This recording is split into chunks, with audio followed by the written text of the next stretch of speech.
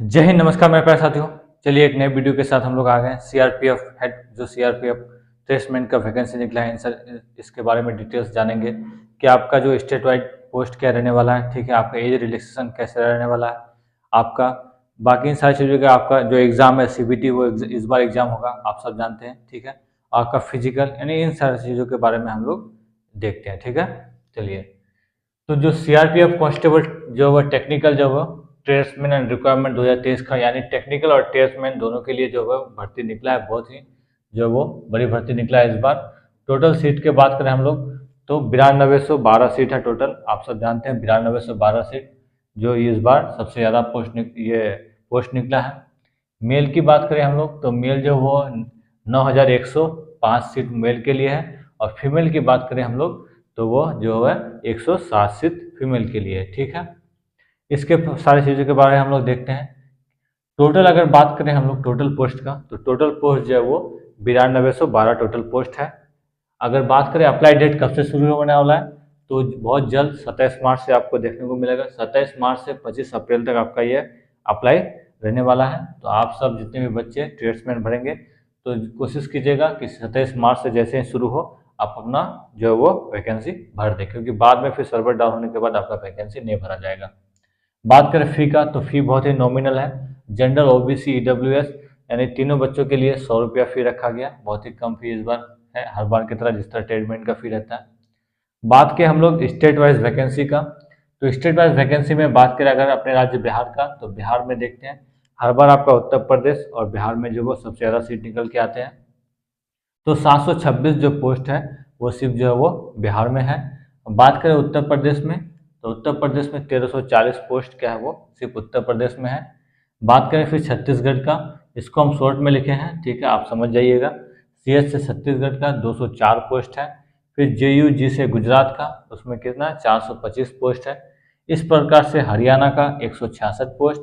फिर हिमाचल प्रदेश एचपी से इसमें आपको बहुत ही कम जो है वो 45, ठीक है, पोस्ट है। फिर जेके से झारखंड 293 पोस्ट है। इस प्रकार से एचपी से यानी हिमाचल प्रदेश 494, एमएच से महाराष्ट्र 745, यानी इस प्रकार से सारे आप जो वो ओडीआई ओडिशा 297, पंजाब, राजस्थान, उत्तराखंड, दिल्ली 124, जम्मू कश्मीर 175 और कर्नाटका 460 पोस्ट। इस प्रकार से आपका जो वो स्टेट वाइज पोस्ट निकल के आता है, ठीक है। देन फिर बात करें हम लोग का तो इसका एडमिट कार्ड का भी जो वो समय दे दिया गया है। एडमिट कार्ड के समय की बात करें तो आपको जो वो 20 जून में आपका एडमिट कार्ड आ जाएगा, ठीक है। संभवतः हो सकता है 20 जून, 21 जून भी लग सकता है। तो 20 जून तक आपका एडमिट कार्ड जो वो आ जाएगा। और एग्ज़ाम डेट जो है वो आपका दे दिया गया है, ठीक है, सीआरपीएफ के साइड द्वारा कि 1 से 13 जुलाई के अंदर जो है आपका एग्ज़ाम ले लिया जाएगा। कंप्यूटर बेस्ड टेस्ट है वो एग्ज़ाम, ठीक है।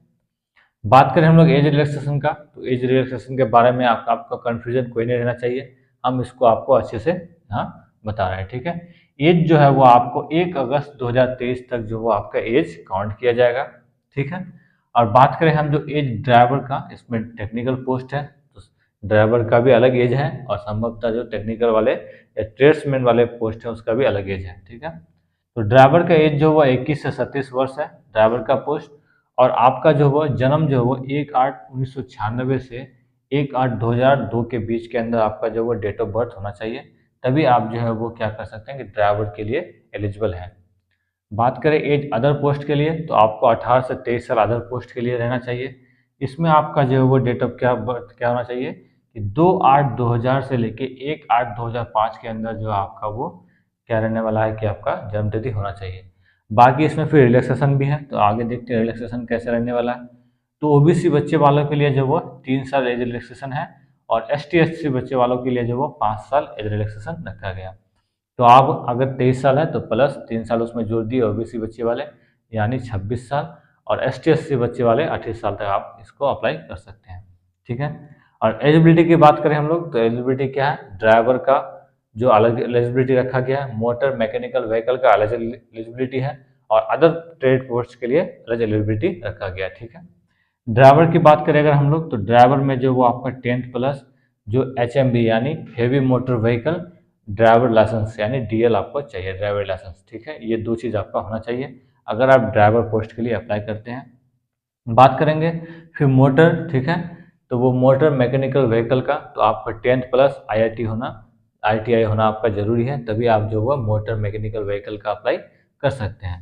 फिर बात करें हम लोग अदर का, तो अदर में जो आपका 10th प्लस ट्रेड आपका सर्टिफिकेट इस बार नहीं लेगा। आप बच्चा सब ध्यान से इसको रखें कि इस बार जो सर्टिफिकेट नहीं चाहिए। आज जो इस बार जो है जो वो आपका सिर्फ जो आपको ट्रेड नॉलेज होगा बस आपका काम चल जाएगा, ठीक है। तो 10 प्लस जो वो ट्रेड मीन्स आपका चाहिए। बात करें फिर सिलेक्शन प्रोसेस का, तो सिलेक्शन प्रोसेस में क्या है कि इस बार जो आपका रिटर्न होने वाला है, तो सभी बच्चे इस बार जो रिटर्न में क्या है कि अच्छे बच्चे तो सिलेक्ट हो जाएंगे, लेकिन जो बच्चे सिर्फ दौड़ रहे हैं तो उसको जो है मेहनत अच्छा करना पड़ेगा यहाँ पे सिर्फ। तो रिटर्न टेस्ट जो है वो आपका कंप्यूटर बेस्ड लिया जाएगा, ठीक है। देन आपका फिजिकल होगा, ठीक है। देन आपका फिर ट्रेड टेस्ट होगा। ट्रेड टेस्ट जो है वो क्वालिफाइड नेचर सिर्फ होगा, 50 मार्क का होगा। अगर आप सिर्फ पासिंग मार्क भी लाते हैं 20 नंबर तो आप वहाँ क्वालिफाई हैं। ट्रेड टेस्ट में कुछ नहीं पूछता, जिससे संबंधित आप ट्रेड कीजिएगा। अगर आप कुक से संबंधित ट्रेड कर रहे हैं तो आपको कुक के बारे में जानकारी होना चाहिए, यानी किन मसालों को क्या नाम दिया गया है, ठीक है, और किन चीज़ को कैसे रोटी वगैरह किस प्रकार बनाया जाता है। अगर आप बारबियर का ट्रेड भरते हैं तो आपको फिर संभवतः बारबियर जो नाई का काम आना चाहिए। बाकी आपको जो वो अगर फिर वाशरमैन का काम भरते हैं आप ट्रेड्स, तो फिर आपको वो जो कपड़े किस प्रकार से इस्त्री किए जाते हैं, किस प्रकार से धोया जाता है, वो चीज़ आपको होना चाहिए, ठीक है। यानी आपको अगर हल्का भी जानकारी है इसके बारे में तो आप और भी इसको अच्छे से जानकारी यानी ले लें, बेहतर बना लें, ताकि आप ट्रेड टेस्ट में जो है वो फेल ना लें, ठीक है। बात करें फिर हम लोग 4 नंबर में डॉक्यूमेंट वेरिफिकेशन, तो अधिकतर बच्चे यहीं पे गलती क्या कर देते हैं, अप्लाई करने के समय वो क्या करते हैं, स्टेट गवर्नमेंट का सर्टिफिकेट लगा देते हैं, लेकिन वहाँ जो आपको सेंट्रल गवर्नमेंट का कास्ट सर्टिफिकेट ले जाने बोलता है वो नहीं ले जाते हैं, ठीक है। तो आपका डॉक्यूमेंट वेरिफिकेशन में क्या है कि आपको जो सेंट्रल गवर्नमेंट का चाहिए, ठीक है, सेंट्रल गवर्नमेंट का जो वो कास्ट सर्टिफिकेट चाहिए, ठीक है, सेंट्रल गवर्नमेंट का कास्ट सर्टिफिकेट चाहिए, और जो वो डोमिसाइल सर्टिफिकेट चाहिए, और क्या डोमिसाइल, डोमिसाइल जो वो आपका सर्टिफिकेट चाहिए, किसमें आपका जो वो ये आपका दोनों चीज़ होना बहुत ही ज़रूरी है। कास्ट सर्टिफिकेट क्या सेंट्रल गवर्नमेंट का कैसे बनेगा, सबसे पहले तो आप स्टेट का बना लें। स्टेट का ही आप लगा के एक फॉर्म फिर आता है, उस फॉर्म को भर के आप जो वो हल्का कचहरी से उसका साइन करा करके देन आप अंचल अधिकारी को वहाँ दे के आप जो है सेंट्रल गवर्नमेंट का बना सकते हैं। मेडिकल का बात करें तो इसमें मेडिकल बहुत ही नॉमिनल है, ठीक है। इस तरह का आपका जो सिलेक्शन प्रोसेस रहने वाला है। बात करें हम लोग सिलेबस का, तो सिलेबस जो वो आपका बहुत ही अच्छा है। सिलेबस जो वो 100 क्वेश्चन है, 100 मार्क्स और 2 घंटा समय है। और नेगेटिव मार्क्स का बात करें तो 1/4, यानी आपका जो है वो 4 क्वेश्चन अगर आपका गलत होने से एक जो है वो सही क्वेश्चन कट जाता है। तो इस प्रकार से आप नेगेटिव मार्क्स भी देख सकते हैं। बात करें सिलेबस का, तो सिलेबस में जिस तरह से आपका SSC GD पहले लगता था, इस बार नहीं, पहले वाला कि 25-25 का पैटर्न रखता था, और BSF भी उसी प्रकार से इस बार ट्रीटमेंट जो है अपना पैटर्न रखा है। तो GK GS की बात करें हम लोग, तो GK GS जो है 25 क्वेश्चन रहने वाला है। देन आपका रीजनिंग जो है वो आपका 25 क्वेश्चन, और मैथ भी आपका 25 क्वेश्चन, और लैंग्वेज जो है वह हिंदी या इंग्लिश भी दोनों में से आप किसी एक लैंग्वेज सब्जेक्ट को लेके उसमें भी आपका 25 क्वेश्चन होने वाला है, ठीक है। इस प्रकार से आपका सारा चीज़ जो है वो सिलेबस रहने वाला है, और आपका जो समय वो 2 घंटा अच्छा समय दिया गया है, ठीक है। आप 2 घंटे में जो भी बच्चे पढ़ने वाले हैं वो आराम से अच्छा खासा क्वेश्चन तो बना के आएंगे ही, ठीक है। फिजिकल का बात करें हम लोग, तो आप देख सकते हैं फिजिकल का बात करें तो हाइट जो है आपका 170 सेंटीमीटर है मेल के लिए, और ST SC बच्चे वालों के लिए 162.5 सेंटीमीटर है। फिर एक बार सुन लीजिए, हाइट जो है वो 170 सेंटीमीटर सभी बच्चों, OBC EWS सभी बच्चे, और लेकिन ST बच्चे वालों के लिए ST और SC बच्चे वाले 162.5 जो है आपका हाइट होना चाहिए। आप ऐसा नहीं कि आपका हाइट 162 है, आप OBC में आते हैं तो आप अप्लाई कर दें, ठीक है, आपका नहीं होगा फिर वहाँ से आपको रिटर्न भेज दिया जाएगा। इसीलिए आप अपना हाइट पहले यहीं पे मैनेजमेंट कर लें कि आपका 170 सेंटीमीटर है कि नहीं है। बात करें फिर चेस्ट का, तो चेस्ट जो है वो 80 सेंटीमीटर आपका होना चाहिए, और जो वो आपको फुलाने के बाद 5 सेंटीमीटर, जैसे ब्रीथ लेने के बाद आपका 5 सेंटीमीटर चेस्ट होना चाहिए। फिर बात करें ST SC बच्चे वालों के लिए, तो ST बच्चे वाले जो है वो आपका 76 सेंटीमीटर आपका नॉर्मली चेस्ट होना चाहिए, और फुलाने के बाद आपका 5 सेंटीमीटर चेस्ट होना चाहिए, ठीक है। इस प्रकार से आप जो आपका चेस्ट का मैनेजमेंट किया जाएगा। फिर देन बात करें फीमेल का, तो फीमेल में आपको 157 सेंटीमीटर जो वो आपका हाइट होने से चल जाएगा काम, लेकिन ST SC बच्चों के लिए और अच्छा छूट दिया गया, जिसका किया जाए 150 सेंटीमीटर फिर फीमेल के लिए रखा गया, ठीक है। इस प्रकार से, ठीक है, फीमेल का चेस्ट मैनेजमेंट नहीं किया जाता है। और रेस की बात करें हम लोग, रनिंग इसको हम लोग बोल सकते हैं, तो रेस में जो आपका क्या है इस बार बहुत ही जो वो अच्छा जो रनिंग है फिजिकल रखा गया है।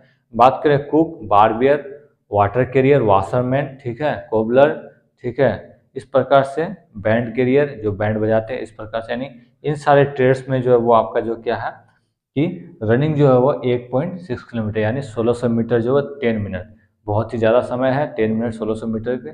और महिलाओं के लिए जो फीमेल के लिए है वहाँ बात करें फिर आपको 12 मिनट समय मिलने वाला, ठीक है। तो इस प्रकार से आप देख सकते हैं कि जो आपका रनिंग है बहुत ही आसान है, रनिंग सब बच्चा निकाल लेगा, अधिकतर बच्चा। लेकिन मेन जो है वो आपका क्या है, मेन आपका होना चाहिए क्या, फोकस जो आपका सिलेबस में यानी आपका एग्जाम में सीबीटी में। सीबीटी अगर निकाल लेते हैं आप तो रनिंग आप आराम से निकाल सकते हैं 1.6 यानी 1600 मीटर। अधिकतर आर्मी रैली में देखते हैं 4 मिनट 4.5 मिनट में मारता है, तो सोच लीजिए कि आप अगर कभी नहीं भी दौड़े हैं तो आप 8 मिनट में 8 से 10 मिनट में आराम से कर सकते हैं, यानी वॉकिंग करते हुए आप आराम से कर सकते हैं, ठीक है। इस प्रकार से सारा डिटेल्स है, ठीक है। और संभवतः आप देख सकते हैं स्क्रीन में कि आपका किस पोस्ट में, ड्राइवर में कितना पोस्ट है और सारा चीज़ में ऐसा कितना पोस्ट है, ठीक है। जैसे दोस्तों आप लोग यहाँ देख सकते हैं कि जो महानिदेशालय केंद्रीय रिजर्व पुलिस बल द्वारा जो ये आपका नोटिफिकेशन निकाला गया है, इन सारी चीज़ों के बारे में हम लोग आप तो देख ही रहे हैं, आपको बताने वाले हैं कि आपका जो वो कंप्यूटर आधारित टेस्ट है जो वो सीबीटी इस बार टेस्ट लेने वाला है, ठीक है। इस प्रकार से जो आप सारी चीज़ों के बारे में यहाँ देख सकते हैं, ठीक है। आपका वेतनमान जो भत्ता यहाँ आपका सैलरी के बाद जो किए थे हम, यहाँ आप देख सकते हैं सैलरी आपका अच्छा है 21,700 से आपका 69,100 तक है।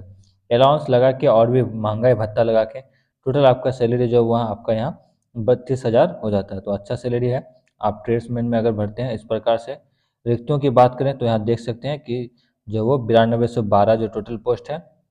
पुरुष की बात करें हम लोग तो जो वो 9,105 पुरुष है और महिलाओं जो है वो 107 महिलाओं का सीट रखा गया है। और ये जो 2023 के माध्यम से भरा जाना शुरू होगा, यानी हम आपको जो डेट बता दिए हैं वो जो वो क्या है कि भरे जाने का डेट जो है वो आपका अप्लाई डेट 27 मार्च से वो जो है 25 अप्रैल तक रखा गया, ठीक है।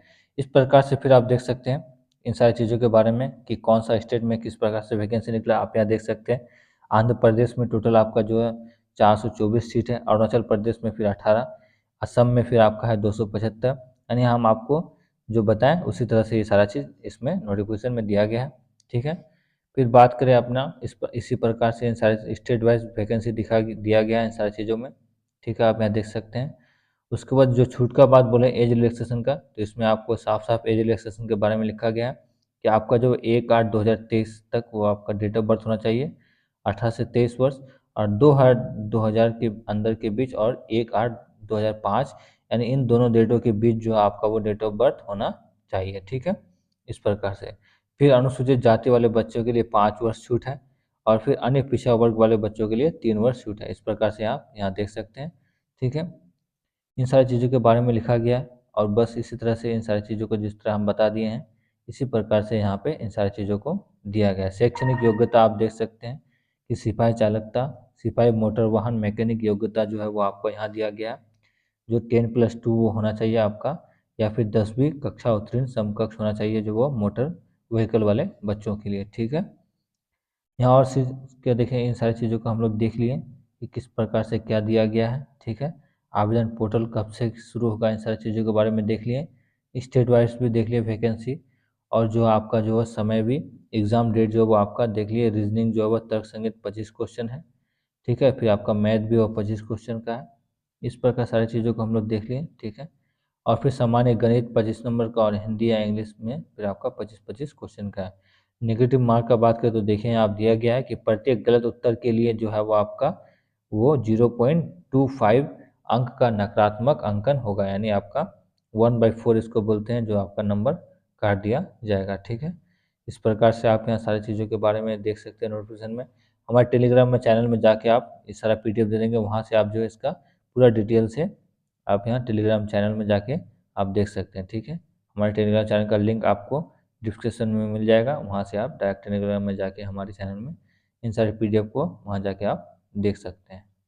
और वीडियो तो बहुत सारे बच्चे देखते हैं, 100-200 जितने भी बच्चे वीडियो देखते हैं, लेकिन जो सब्सक्राइब नहीं करते हैं, तो आप सब्सक्राइब कर ले चैनल को, क्योंकि इस प्रकार से सरकारी रिजल्ट आपका सरकारी जितने भी गवर्नमेंट का आपका, चाहे आपका CRPF, SSB या फिर रेलवे या अदर कोई भी किसी भी तरह का वैकेंसी हो, आने वाले समय में इस तरह के वीडियो आपके इस चैनल में आते रहेंगे। ठीक है, तो ज़रूर वीडियो को लाइक कर दें। जय हिंद।